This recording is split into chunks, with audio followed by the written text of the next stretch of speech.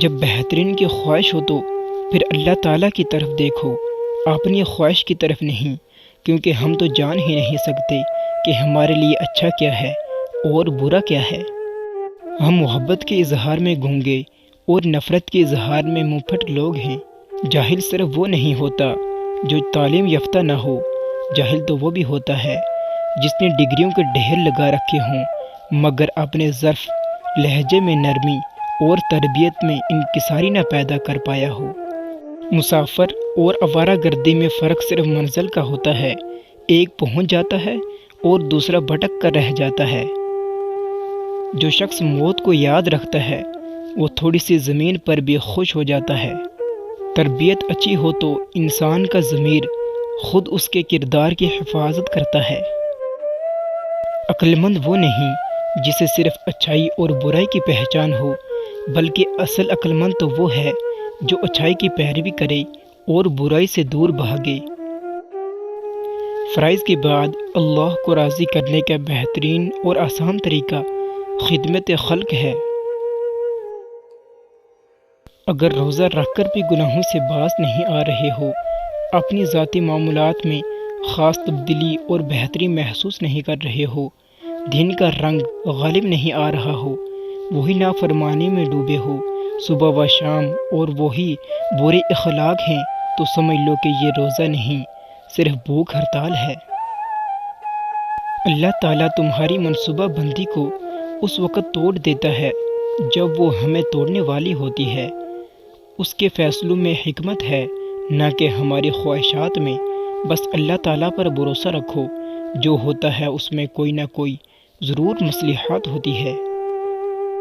جب کوئی دنیاوی طور پر اونچا رتبہ والا شخص تم کو کہہ دے کہ میں تمہارے ساتھ ہوں تو تم تسلی میں آ جاتے ہو، لیکن جب اللہ رب العالمین تم سے کہہ رہا ہے کہ میں صبر کرنے والوں کے ساتھ ہوں تو تم اس کو معمولی کیوں سمجھتے ہو؟ ہم لوگ بھی کتنے عجیب ہیں کہ مرے ہوئے انسان کو کندھا دینا تو ثواب سمجھتے ہیں، مگر کسی زندہ انسان کو سہارا دینے سے کتراتے ہیں۔ کچھ لوگوں کے ساتھ خون کا رشتہ بھی نہیں ہوتا مگر اپنوں والی خوشبو ہوتی ہے۔ دراصل رشتے خون کے نہیں، احساس کے ہوتے ہیں۔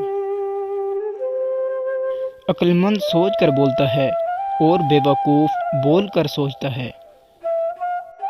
میں کبھی لاجواب نہیں ہوا مگر اس شخص کے سامنے جس نے مجھ سے پوچھا تو کون ہے؟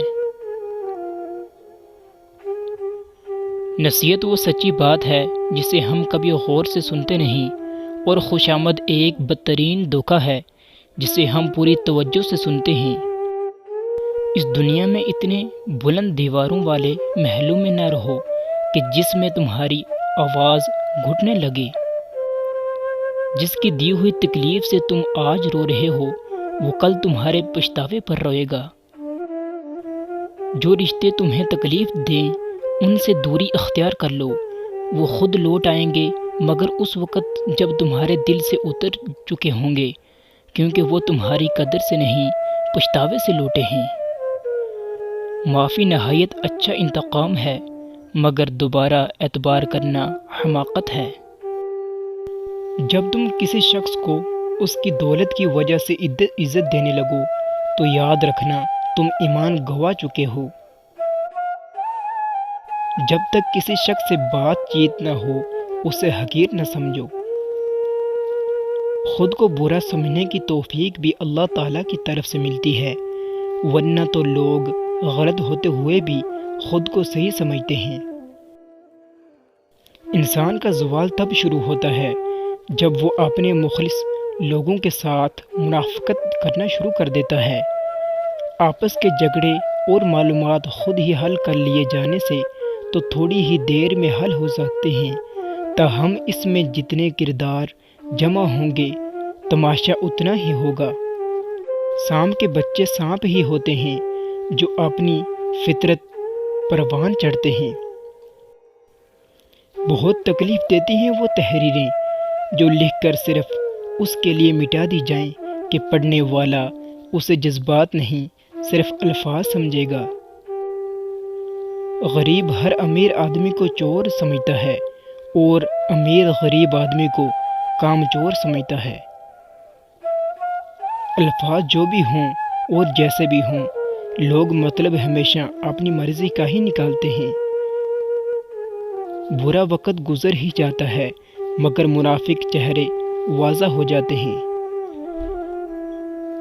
رشتے بچانے کے لیے انسان جھک سکتا ہے، لیکن جھکنے کی بھی ایک حد ہوتی ہے، لہٰذا تعلق وہی بچتے ہیں جہاں دونوں احساس کرنے والے ہوں۔ جہاں آپ کی موجودگی لوگوں کے لیے تکلیف کا باعث بن جائے، اگرچہ آپ بے قصور کیوں نہ ہو، تو وہ جگہ آپ کو چھوڑ دینی چاہیے۔ اپنے ضمیر کو قیدی بننے سے بچائیں۔ ماں باپ کا حکم چاہے وہ ناگوار ہو، دوست کا ہدیہ حقیر ہو، غریب کی دعوت چاہے تکلیف ہو، قبول کر لینی چاہیے۔ نصیحت کی بات چاہے کڑوی ہو، نیک بیوی کی محبت چاہے بدصورت ہو، سیدھا راستہ چاہے طویل ہو، قبول کر لینا چاہیے۔ یہ مت سوچو کہ اللہ تمہاری دعائیں قبول کیوں نہیں کرتا، بلکہ یہ سوچو کہ وہ تمہارے گناہوں کی سزا فوراً نہیں دیتا۔ یقین نہ آنے والی بات کا یقین کرنا پڑ جائے تو انسان کا دل دھڑکتا نہیں، پھٹ جاتا ہے۔ کبھی بھی انسان کو اتنا قریب مت کرو کہ وہ آپ کو معمولی سمجھنے لگے۔ کسی کی زندگی سے یوں متاثر نہ ہو کہ اپنی زندگی بھی بیزار لگنے لگے۔ آنکھوں سے گرے آنسوں اور نظروں سے گرے لوگ کبھی نہیں اٹھا کرتے۔ وہ لوگ جن کو زندگی میں خلوص مہنگا پڑتا ہے، یاد رکھیں اوپر والا آپ کے خلوص کی قدر کرنے والا ہے۔ چاہے دنیا والے آپ کی اہمیت نہ جانیں، رب کے ہاں آپ کا ذکر بلند ہو رہا ہے۔